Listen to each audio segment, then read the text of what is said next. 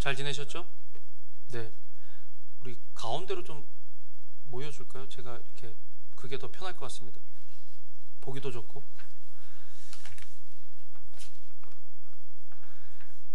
오늘 말씀 같이 보도록 하겠습니다. 로마서 8장 28절에서 30절 말씀입니다. 시작. 우리가 알거니와 하나님을 사랑하는 자 곧 그의 뜻대로 부르심을 입은 자들에게는 모든 것이 합력하여 선을 이루느니라. 하나님이 미리 아신 자들을 또한 그 아들의 형상을 본받게 하기 위하여 미리 정하셨으니 이는 그로 많은 형제 중에서 맏아들이 되게 하려 하심이니라. 또 미리 정하신 그들을 또한 부르시고 부르신 그들을 또한 의롭다 하시고 의롭다 하신 그들을 또한 영화롭게 하셨느니라. 아멘.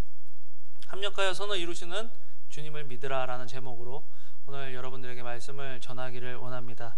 합력해서 선을 이룬다는 것, 제가 메시지로도 몇 번 했고 제가 참 좋아하는 말씀입니다. 힘들고 어려운 상황 속에서 있는 교인들 찾아가서 하나님은 합력해서 선을 이루시는 분이고 하나님은 당신을 사랑하기 때문에 하나님께서 이것들을 바꾸셔서 좋은 것들로 만드실 것입니다 라고 제가 많이 위로하고 권면할 때 사용하는 말씀입니다. 그렇게 말씀할 수 있는 것은 하나님은 신뢰하실 만한 분이시라는 거죠. 이 말씀을 하신 하나님이 신뢰할 만한 분이시라는 것입니다. 인생은 신뢰의 문제죠. 누군가를 믿는다는 거, 믿음이 없다면 이 세상 살아가는 거 굉장히 힘들 것 같아요. 저는 아내에게 웬만하면 차 운전을 안 맡깁니다. 사실 아내가 더 무사고 운전자고 운전 잘하는데 어디 뭐 10시간, 12시간 운전해도 요즘 들어서 이제 한두 시간 잠깐 맡기지 못 맡겨요. 못 믿어서. 네, 못 믿어서 못 맡기는데 아무리 피곤해도 그냥 어쩔 수 없어서 1시간 맡긴다고 하고 맡기고 자도 그렇게 잠을 잘 수가 없어요. 집중해서 불안해서. 그러면서 그런 생각을 해봤습니다. 아이, 믿음이 없다. 저희 아내가 그래요. 대놓고 여보 나 못 믿는 거야? 그래서 여보를 못 믿는다. 네, 그래서 못 맡긴다라고 아예 그냥 저는 대놓고 얘기를 하고 제가 계속 운전을 합니다. 눈에 보이는 누군가를 믿지 못해도 이렇게 불안하고 눈에 보이는 누군가를 믿는다는 것도 힘든 일인데 눈에 보이지 않는다는 하나님, 눈에 보이지 않는 하나님을 믿는다는 거 그거 쉬운 일이 아니죠. 여러분 누군가가 당신은 하나님을 믿습니까? 난 하나님을 믿습니다. 하나님을 믿는다고 했을 때 우리의 삶 속에서 나타나는 삶의 어떤 특별한 특징이 없으면 그 사람도 그렇고 나도 그렇고 하나님을 믿는다라고 어떻게 얘기할 수 있을까? 하나님을 믿는다는 사람이랑 하나님을 믿지 않는다는 사람이랑 삶의 방식이 똑같다면 어떻게 우리는 하나님을 믿는다라는 것을 사람들에게 얘기할 수 있을까? 이 믿음이라는 것은 어떻게 보면 거룩하고 관련이 되어 있는 것입니다. 내가 하나님을 믿기 때문에 하나님께 내 인생을 맡겨드릴 때 맡겨드리는 삶 속에서 나타나는 그 인생의 다른 모습들이 예수 그리스도를 믿지 않는 사람들과 차별화가 되고 그 구별된 모습들이 거룩이라는 이름으로 나타나게 된다는 거죠. 오늘 말씀을 볼 때 로마서 8장 28절에 우리 같이 한번 읽어볼까요? 시작. 우리가 알거니와 하나님을 사랑하는 자 곧 그의 뜻대로 부르심을 받은 자들에게는 모든 것이 합력하여 선을 이룬다. 이 말씀을 믿으면 우리는 힘들고 어려운 상황 속에서도 합력해서 선을 이루실 하나님을 기대하고 소망하고 이 말씀이 없는, 이 말씀을 믿지 못하는 다른 사람들과는 차별된 반응을 보일 수 있다는 거죠. 이 말씀을 경험하지 않으면 참 좋겠는데 실수가 없고 실패가 없고 어려움이 없으면 이 말씀을 경험하지 않아도 되지만 인생을 살아가다 보면 내가 실패했던 실수했던 아니면 다른 사람이 실패했던 실수했던 우리는 그것들에 영향을 받으면서 살아가기 때문에 이 말씀이 필요한 순간들이 꼭 오게 되어 있습니다.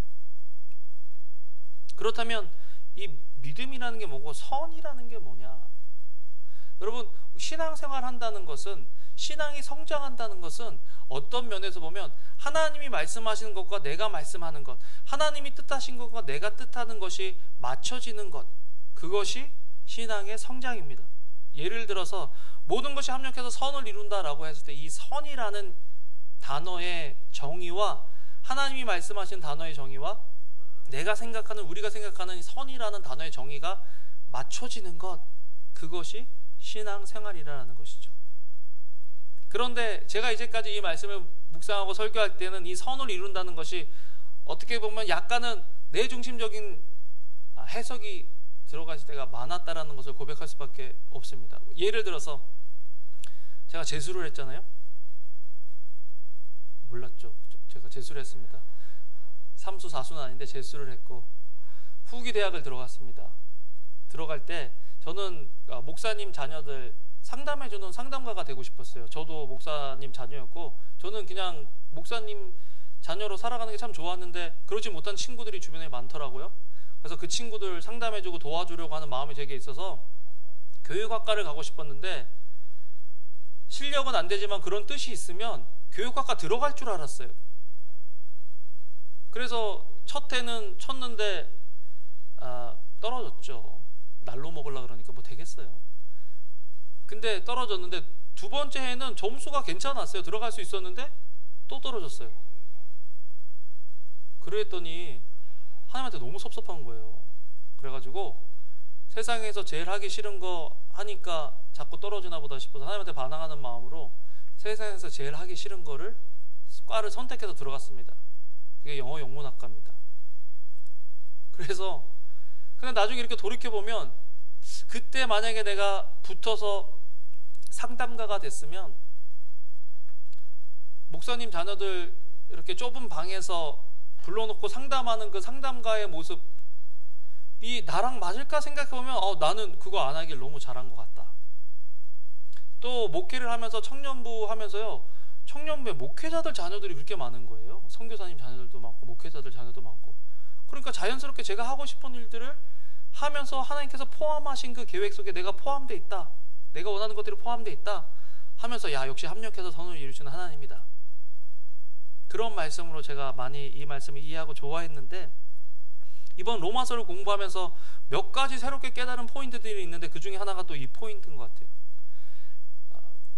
우리 그 그리스어로 이 선이라는 것 단어가 아가도스라는 단어인데, 아가도스라는 단어의 뜻이 한 3-4개가 나오는데 그 중에 제일 첫 번째 나오는 뜻이 뭐냐면 궁극의 선으로서의 하나님. 선을 이룬다고 했을 때 선이 내가 원하는 것들보다 더 좋은 것들로 이루어지고 더 좋은 상황으로 바뀌는 것이 선을 이루는 것이 아니라, 이 선이라는 이 선이 궁극의 선으로서의 하나님, 하나님의 뜻이 이루어지는 것. 어떤 사람이 예수 그리스도를 찾아와서 선한 선생이요 라고 예수님을 부르니까 예수님께서 하나님 한 분 외에는 선하신 분이 없다 라고 얘기하면서 네가 나를 지금 선하신 선생이요 라고 부르는 것은 지금 네가 나를 하나님이요 라고 인정하는 것과 같은 뜻이다 라고 말씀하실 때 그 선이 지금 우리가 보고 있는 선을 이룬다고 할 때 이 선인 거예요. 그러니까 모든 것이 합력하여 선을 이룬다고 할 때 이 선은 내가 원하던, 내가 캠리를 사려고 했는데 뭐 실수해갖고 나중에 뭐 코롤라를 사게 됐는데, 사기 당해서 코롤라를 사게 됐는데 나중에 하나님께서 선을 이루셔갖고 벤츠를 주셨다, 뭐 이런 생각, 이런 식의 사고방식이 아니라 이 선이라는 것은 하나님의 뜻, 하나님의 정의가 이루어지는 거고, 이 선의 궁극은 예수 그리스도라는 것입니다. 합력하여 선을 이룬다는 말은 예수 그리스도를 닮은 모습으로 우리가 변화되어져 간다. 좋은 상황이든 나쁜 상황이든 그 상황 속에서 합력해서 선을 이뤄서 우리가 예수 그리스도를 닮은 모습으로 변화되어져 간다. 그 뜻인 거예요. 우리 28절, 29절, 30절을 우리가 읽은 본문을 다시 한번 찬찬히 읽어볼까요? 시작. 우리가 알거니와 하나님을 사랑하는 자고 그의 뜻대로 부르심을 입은 자들에게는 모든 것이 협력하여 선을 이루느니라. 28절이죠. 29절. 하나님이 미리 하신 자들을 또한 그 아들의 형상을 본받게 하기 위하여 미리 정하셨으니 이는 그를 많은 형제들 중에서 맏아들이 되게 하려 하심이니라. 그래서 이 선을 이룬다라는 이 28절 바로 다음에 29절이 와서 하나님이 미리 하신 자들을 또한 그 아들의 형상을 본받게 하기 위해서 미리 정하셨다. 왜 칭의의 구원을 우리에게 주셨느냐? 목적은 예수 그리스도를 닮은 모습으로 변화되어져 가게 하기 위해서 우리를 영화롭게 만드시는데, 영화롭게 만드시는 방법이 이 땅에서 잘 되고 성공해서 영화로워지는 것이 아니라 영화로운 예수 그리스도를 닮은 모습으로 변화되어져 가도록, 그러니까 만약에 내가 어떤 잘못된 결정을 내려서 어려움에 처하게 되었어요. 그런데 그 어려움이 나중에 더 좋은 것들로 바뀌는 것, 그것이 합력해서 선을 이루는 것이 아니라 그 어려운 상황 속에서 내가 예수 그리스도를 닮은 모습으로, 형상으로 변화되어져 가고 있다면 그것이 합력해서 선을 이루는 것이다 라는 뜻이라는 것입니다. 우리는 이 단어를 조금 더 넓고 깊게 생각해야 된다는 것이에요. 신앙생활할 때 자칫 이 구절에만, 선을 이루는 것에만 초점이 맞춰져 있으면 내 뜻보다 더 좋은 것들이 계속해서 내 삶 속에서 추구되어지고 얻어지는 것, 그것이 신앙생활이다, 그것이 하나님을 믿을 때 하나님께서 우리에게 주신 약속이다라고 착각할 수가 있는 거죠. 여러분, 사실 선의 개념은 정의의 개념과도 많이 맞닿아 있어요. 정의는 선을 이루는 것이 정의입니다. 나중에 하나님에 대해서 하나님이 불의하시냐, 하나님이 정의로우신 분이냐 불의하신 분이냐라고 질문을 하게 되는데, 이 선의 문제와도 관련이 되어 있어요. 이 선의 문제에 대한 하나님의 뜻과 우리의 뜻이 다르면요, 우리는 요나처럼 됩니다. 우리 지난주에 그 큐티 하면서 요나 보셨잖아요. 성경에서 요나처럼 하나님한테 대놓고 막 신경질 내고 화낸 사람 본 적이 있어요, 없어요? 없어요. 이 사람은 거의 뭐 와우, 대단한 사람이에요. 왜 그렇게 했을까? 왜? 요나가 생각하는 선과 정의와 하나님이 말씀하시는 선과 정의가 달라서 충돌을 하게 된 거예요.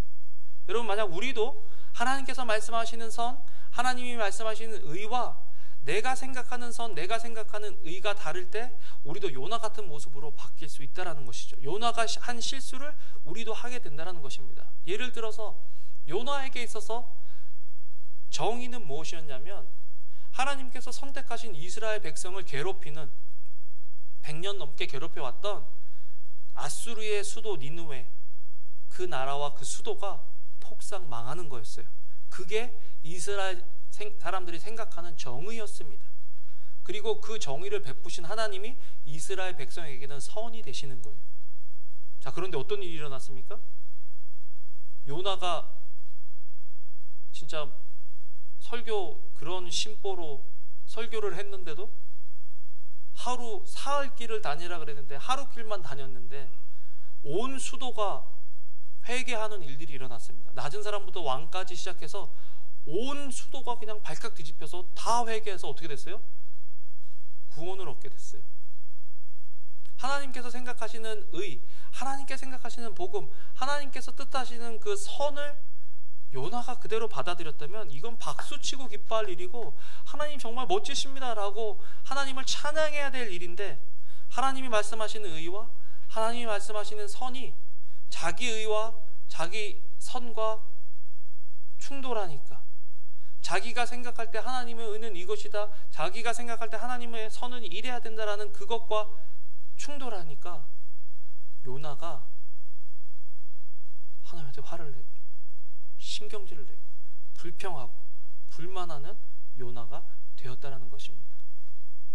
여러분, 신앙생활 할 때 저와 여러분들, 우리가 해야 될 것은 뭐냐? 하나님이 말씀하시는 선이 뭐냐?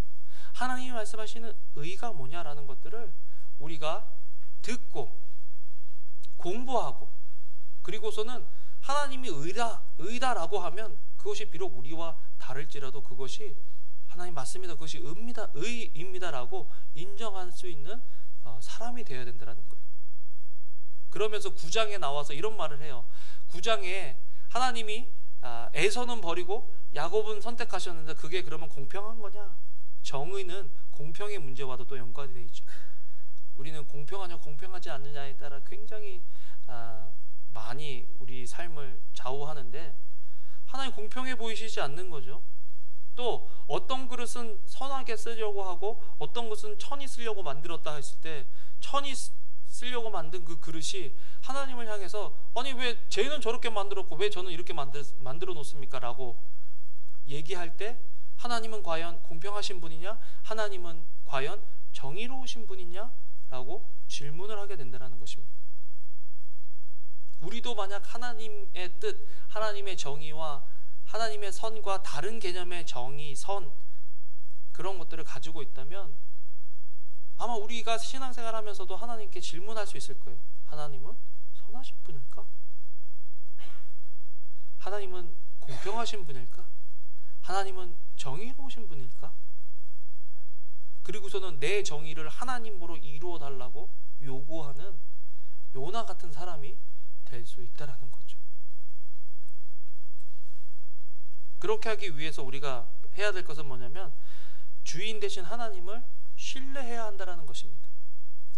하나님을 신뢰한다라는 말 속에 하나님은 신뢰할 만한 분이다라는 그 사실이 깔려 있는 거죠. 어떤 상황 속에서도 하나님은 신뢰할 만한 분이다라는 사실을 곳곳에서 사도 바울이 강조하고 있습니다.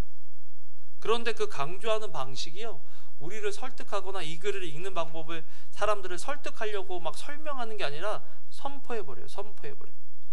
당시에 이스라엘과 이방인들 사이에 두 가지 질문이 있었습니다. 첫 번째는 하나님은 신실하신 분이고 정의로우신 분이시냐라는 질문과, 두 번째 질문은 하나님의 말씀이 신실하냐, 믿을만하냐라는 그 두 가지 질문이 이스라엘과 이방인 사람들에게 있었습니다. 이유는 제가 설명할 텐데요. 사도 바울이 하나님의 신실하심에, 하나님의 말씀의 신실하심에 의문을 하고 반기를 드는 사람들을 향해서 세 사람의 입장에서 그것들을 이야기하기 시작하는데, 하나는 변호사의 입장에서 하나님이 왜 신실하신 분이신가를 9장에서 설명하고요, 10장에서는 선생님의 입장에서 학생들을 가르치듯이 왜 하나님이 신실하신 분이고 하나님의 말씀이 신실한지를 설명하고요, 나머지는 검사가 죄인을 추궁하듯이 11장에는 그 검사의 입장에서 하나님의 신실하심에 대해서 설명을 합니다. 주장을 합니다. 그거를 다 이렇게 하기에는 시간이 너무 없죠, 그죠? 몇 주에 또 나눠서 설교를 또 해야 되겠죠? 그거를 수사학이라고 그렇게 얘기를 하더라고요. 수사학적인 법정에서 하는 이런 것들을 통해서 사람들이 자기가 생각하는 것, 자기 주장이 옳다라는 것을 보여주기 위해서 쓰는 그런 화법인데요.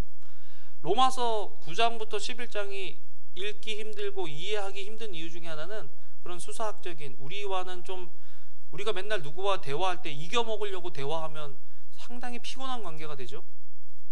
그런 거를 잘 안 씁니다, 우리는.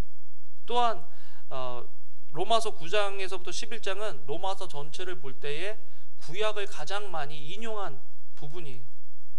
한 절을 인용했는데 이 한 절을 인용할 때는 이 한 절이 들어가 있는 한 장이나 그 책 전체를 우리가 이해하고 있을 것이라는 생각을 하고 그 한 절만 인용을 해버리는 거예요. 그래서 로마서를 9장에서 11장을 다 이해하려면 굉장히 많은 시간을 통해서 구약을 공부해야 되고, 그 구약 안에서 로마서 안에서의 컨텐츠를 우리가 이해해야 된다는 거예요. 그렇게 하고 싶으신 분은 별로 없잖아요, 그죠? 요한 형제나 우리 윤지자매 빼놓고는 별로 그렇게 막 공부하고 싶으신 분이 없으실 확률이 많은데, 희범 형제는 막 그렇게 하고 싶죠. 다음에 그렇게 하려면 로마서를 다시 제가 오퍼하겠습니다. 그럴 때는 조금 더 깊이 들어가서 공부를 하도록 하죠. 여러분, 사실은 사람들이 왜 많이 이단에 빠지는 줄 아세요? 이단은 성경에서 말하고 있는 그 단어의 뜻을 하나님의 뜻으로 해석하지 않고 사람들이 원하는 뜻으로 바꿔서 이것이 그 뜻이다라고 말해주기 때문에 사람들이 이단에 빠지는 거예요. 그래서 우리가 성경 공부를 제대로 하지 않으면, 하나님의 말씀하신 그 말씀의 원 의미를 생각하지 않으면요, 우리도 어느 순간에 이단에 빠지게 돼 있어요. 내가 원하는 것들을 하나님을 통해서 얻기를 원하는 사람들은 하나님이 그것들을 안 주신다라는 것들을 깨달았을 때 어디로 돌아서요? 이단으로 돌아선다라는 것이죠. 그렇기 때문에 우리는요, 말씀을 잘 공부하고 말씀에서 말씀하시는 그 뜻이 무엇인지를 연구해야 한다라는 것입니다. 내년에도 로마서를 오퍼할 거고요, 내년에는 우리가 청년부 때 많이 했던 그 SCL을 또 1권부터 5권까지 해서 여러분들이 좀 참여할 수 있도록 그런 성경 공부반을 만들까, 그런 생각을 합니다. 여러분, 공부하지 않으면요, 이단들은요, 보통 한 2단의 목사가 되려면, 부끄러운 말인데, 그 신천지 목사가 되려면요, 외워야 할 구절이 한 3,000구절 된대요. 한 3,000구절 안 되고 한 100몇 구절 외울 것 같은데, 그러니까 막 성경 말씀을 이것저것 인용해서 막 얘기하면 그런가 해서 글로 따라가는 거예요. 여러분, 교회 생활 지금 우리가 10년, 20년, 30년 하신 분들도 있고 이제 막 시작하신 분들도 있는데, 핵심은요, 교회를 얼마큼 오래 다녔냐가 아니라 내가 하나님의 말씀을 얼마나 연구하고 그 말씀을 얼마나 순종하고 있느냐, 그 말씀을 얼마나 경험하고 있느냐가 중요한 거예요. 정말 한 말씀만 한 번 제대로 경험한 사람은요, 이단에 빠질 수가 없습니다. 왜? 말씀을 경험했기 때문에 자기들이 경험하지 못한 뭐 100가지 말, 200가지 말을 아무리 가지고 와서 설명을 한다 해도 내가 경험한 한 가지 말씀이 그걸 이기거든요. 우리한테 그런 말씀들이 있느냐? 또 내가 그 말씀을 경험하기 위해서 애쓰고 노력하는 것들이 우리 속에 있느냐? 로마서를 여러분 들으면서 공부를 좀 했으면 좋겠어요. 내년에 2월 달에 LA에 사시는 분들을 위해서 로마서를 제가 오퍼를 할 거예요. 성철 형제 집에서. 이미 허락을 다 받아놨어요. 근데 성철 형제가 그거 하면 승훈이 형도 올 거래, 승훈이도 올 거라는 거예요. 재준이도 올 거라고 그러더라고요. 재준 형제도. 그래서 뭐 잘 모르겠지만 하여튼 그렇게 하기로 했어요. 그래서 희범 형제가 올 거라는 얘기는 아닌데 희범 형제 벌써 했으니까, 그죠? 예. 요한 형제도 오겠지 뭐. 성경을 되게 좋아하니까. 예. 마이클 형제는 아니 그거는 라카라 센터 협의 형제 집에서 해야지. 그러면 또 라카라 센터가 또 성경 공부하고 또 영어로 할까 지금 생각 중이에요. 우리 조를 위해서. 그래서 영어로 해야 되나 지금 그러고 있는데, 오늘 이거 보면요 굉장히 재밌는 부분이 나와요. 하나님이 왜 정의로우신 분인가 라고 얘기할 때 막 이렇게 왜 정의로운지를 설명하기보다는 이래서 하나님은 정의롭고 하나님이 정의다, 의시다 라고 딱 얘기해 버리는데, 두 가지가 있습니다. 하나는 하나님이 모든 만물 위에 계신다는 거예요. 정의라는 거는요, 아리스토텔레스가 얘기할 때 정의가 뭐라 그랬냐면 사람들이 마땅히 받아야 할 대접을 받도록 하는 게 정의다. 약간 공동체적인 그런 의미예요. 근대와 현대에 와서는 각 개인이 자기가 원하는 것들을 존중받는 그런 시스템을 갖다 주는 것이 정의다라고 얘기합니다. 마이클 샌델이 정의란 무엇인가라는 책에 그렇게 얘기를 하더라고요. 어찌 됐든 간에 이 정의라는 것은 우리가 살아가는 삶의 방식인 거예요. 그런데 어느 나라에서는 이게 의인데 어느 나라에서는 이게 의가 아닌 게 있어요. 어느 나라에서는 이게 선인데 어떤 나라에서는 이게 선이 아닌 게 있어요. 따봉하면 좋은 뜻이지만 이게 뭐 이탈리아인가 어디서는 이게 욕이라면서요. 그러니까 우리는 이게 좋다는 의미니까 어떤 나라에서는 욕이 돼버릴 수도 있는. 그래서 이 정의라는 것, 선이라는 개념을 한 개인이나 집단에게 결정하라고 줘버리면요 혼란이 오는 거예요. 아이시스나 아니면 테러 분자들에게 있어서 우리를 심판하고 테러라고 하지만 그 사람들에게 있어서는 그것이 하나님의 심판이고 정의라고 그 사람들은 생각합니다. 누구의 정의가 옳으냐라고 생각했을 때 요즘은요 누구의 정의가 옳다라고 얘기하기가 힘든 사회에 살고 있습니다. 포스트 모더니즘의 사회는 하나의 권위를 인정하지 않아요. 절대적인 권위를 인정하지 않습니다. 너도 옳고 얘도 옳고 동성애자들도 옳다 그래야 된다. 나중에는요 어떤 상황이 나오냐면 뭐 동물하고 그렇게 성관계도 옳다 그래야 된다. 지금 덴마크는 그게 문제거든요. 지금 수간 동물하고 그렇게 하는 거. 또 근친 뭐 가족끼리 뭐 오빠 동생이 결혼해도 괜찮다. 자기들이 원하면 그게 괜찮은 거 아니냐. 그렇게 생각하는 사람들도 나중에는 왜 동성애는 되고 이건 안 되냐. 사단은요 조그만 틈만 내주면 그 틈으로 확 문을 열고 들어오기 때문에 그 틈이 무서운 거예요. 보수주의자들이 왜 점점 보수주의가 되냐면 그 틈 하나를 여는 순간 모든 것들이 개방되기 때문에 그래. 때로는 보수적인 믿음이 답답해 보일 수 있어도 남침내는 굉장히 보수적입니다. 때로는 야 이렇게까지 할 필요가 있어? 라고 생각할 만큼 보수적입니다.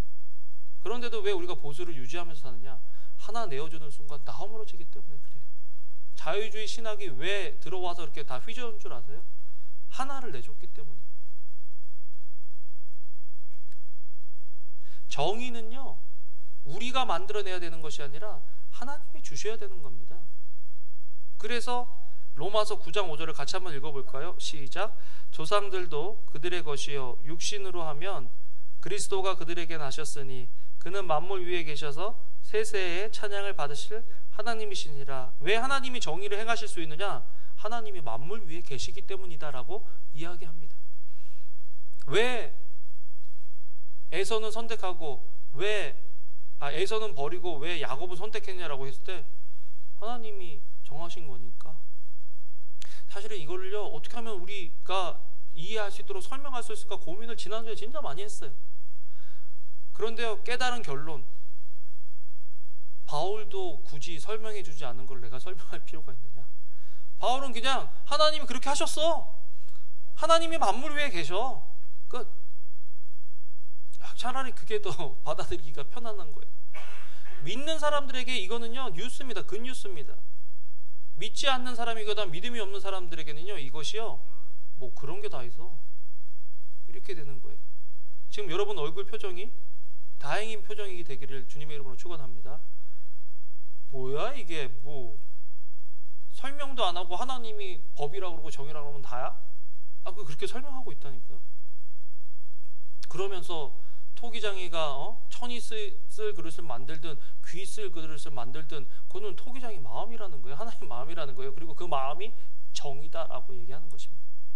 적어도 선택받은 저와 여러분들은 그 정의에 감사해야 돼요. 선택을 받지 못한 사람들, 그 선택에 들어오지 못한 사람들은 이 구절만큼 그들을 화나게 하고 섭섭하게 만드는 구절이 없겠죠. 믿는 저와 여러분들에게는 그래서 이게 은혜가 되는 거예요. 두 번째로 하나님이 왜 정의시냐? 하나님이 모든 만물의 주인이시기 때문에 그렇습니다. 모든 만물의 창조주시기 때문에 그래요. 로마서 9장 18절에서 20절을 같이 읽어보겠습니다. 시작. 그런즉 하나님께서 하고자 하시는 자를 긍휼히 여기시고 하고자 하시는 자를 완악하게 하시느니라. 혹 내가 내게 말하기를 그러면 하나님이 어찌하여 허물하시느냐? 누가 그 뜻을 대적하느냐 하리니 이 사람아 내가 누구이기에 감히 하나님께 반문하느냐? 지음을 받은 물건이 지은 자에게 어찌 나를 이같이 만들었느냐 말하겠느냐. 끝. 왜 하나님이 정이냐? 하나님이 지었으니까. 하나님이 주인이니까.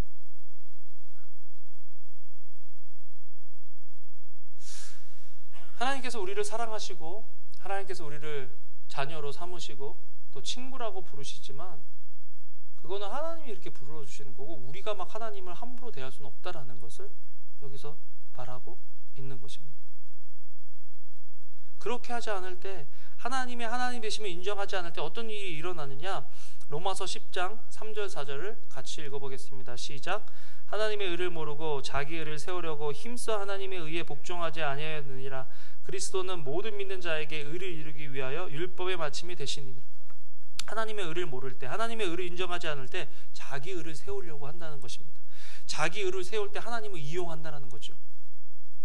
말씀을 막 사용해서 사람들을 정죄하는 거예요.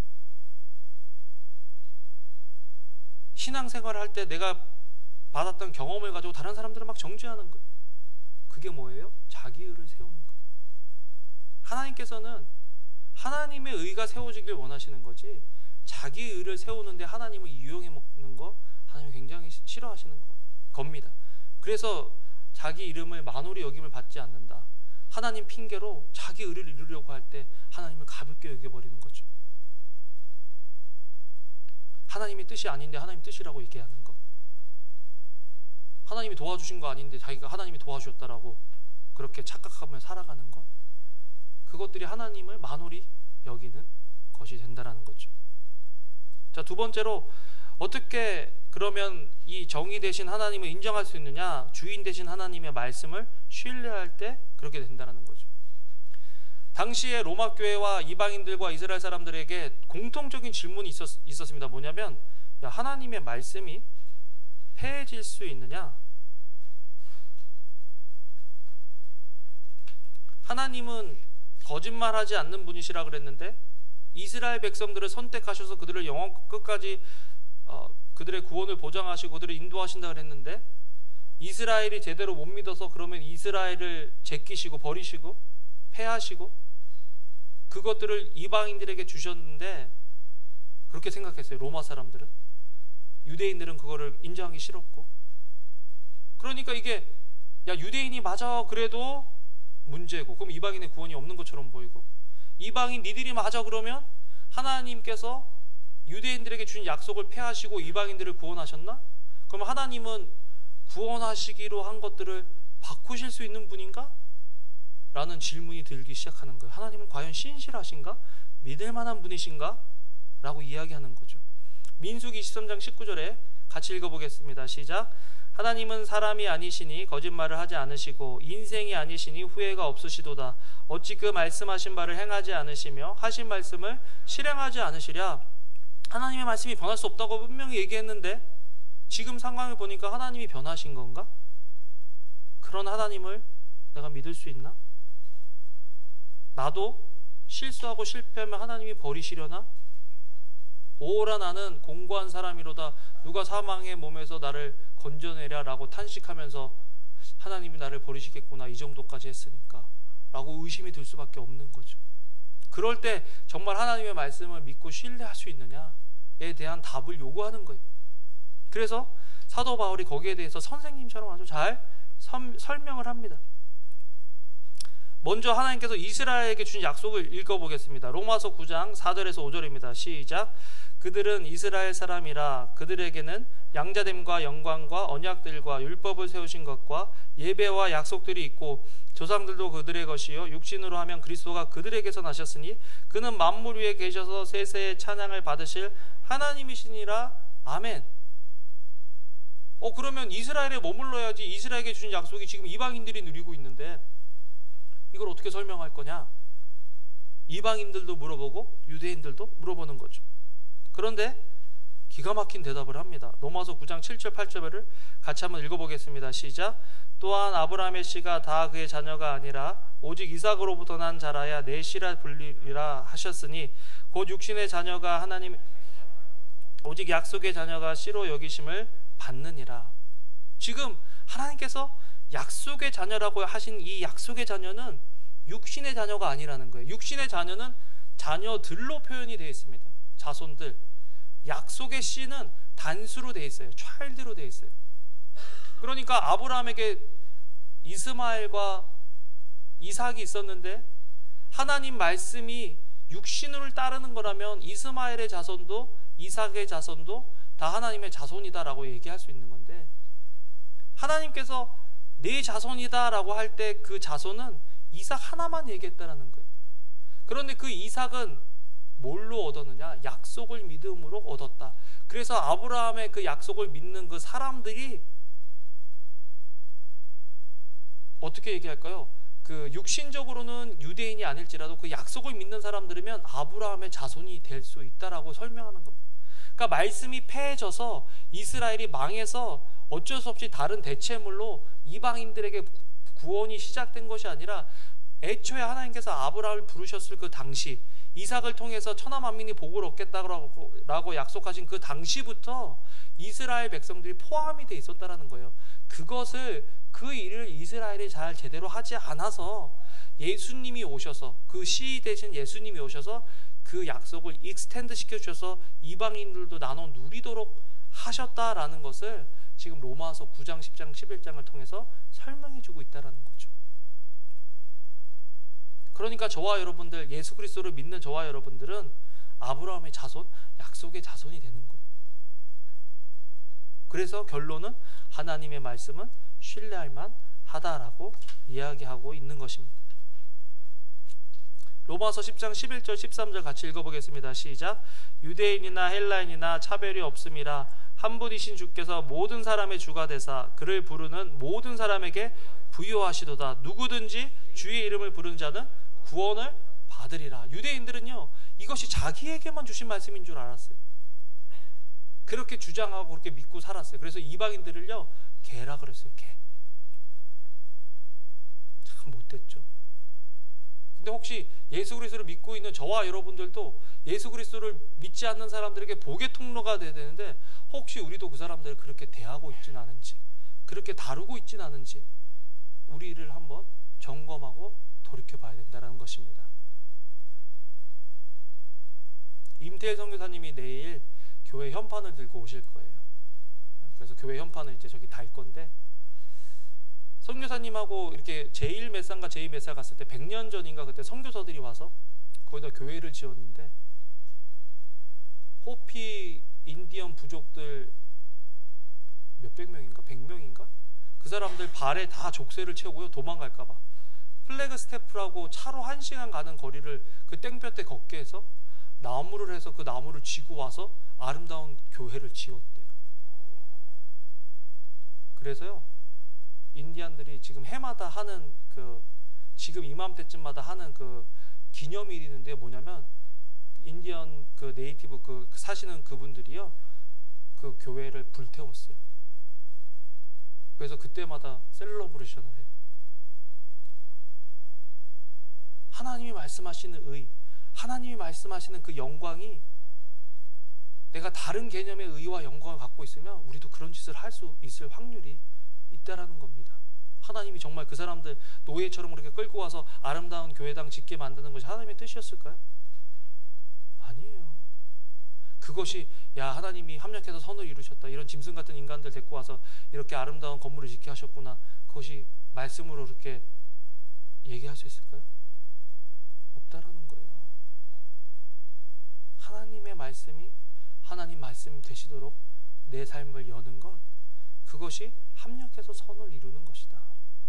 그렇게 할 때 하나님의 정의를 인정하고 하나님의 의를 인정하는 신앙인이 될 수 있다라는 것이죠. 말씀을 맺겠습니다. 우리 공동체가 하나님의 의의 공동체가 되게 하면 좋겠어요. 하나님의 의의 공동체라는 것은 하나님의 정의가 나와 우리 삶 속에 실현되는 것, 하나님의 공의가 나와 우리 삶 속에 실현되는 것. 로마서 12장 16절에 보면요, 같이 읽어보겠습니다. 시작. 서로 마음을 같이하여 높은 데 마음을 두지 말고 도리어 낮은 데 처하여 스스로 지혜 있는 체 하지 말라. 서로 마음을 같이하라.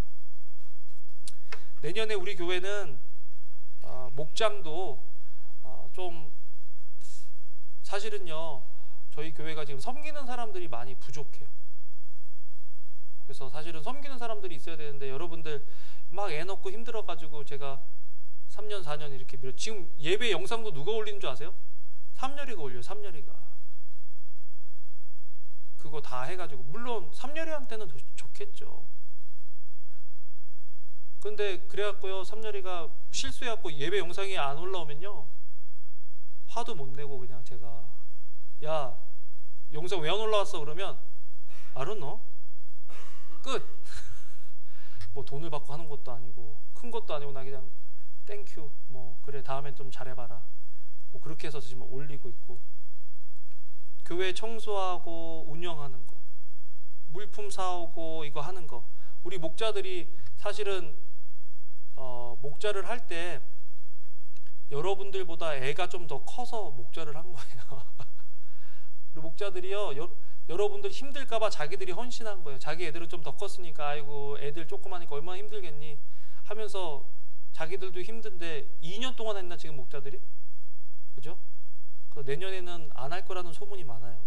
내년에는. 그래서 저는 정말 수고했잖아요, 목자들. 그래서 오늘 끝나고 가서 우리 같이 밥 먹을 거예요. 맛있게 밥 먹을 거예요. 수고 많았다고.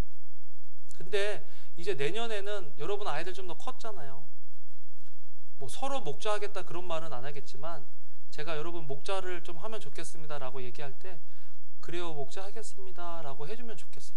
그리고 내년에는 목장을요 팀처럼 이렇게 해서 돌아가려고 그래요. 뭐냐면 예배팀이 예배 목장이 되는 거예요. 뭐 선교팀이 선교 목장이 되는 거예요. 선교팀은 맨날 선교사님들한테 편지 보내주고 한 사람씩 뭐 우리가 지금 기도하고 있는 선교사님 4가정 뭐 5가정 이렇게 묶어서 한 달에 한 번이나 2달에 한 번 편지 보내고 크리스마스나 땡스기빙이나 이럴 때 있을 때 선물 보내고 그런 거 나눠서 하고, 재정도 우리 요한 형제가 몇 년 동안 했지? 2년? 2, 3년 했어요.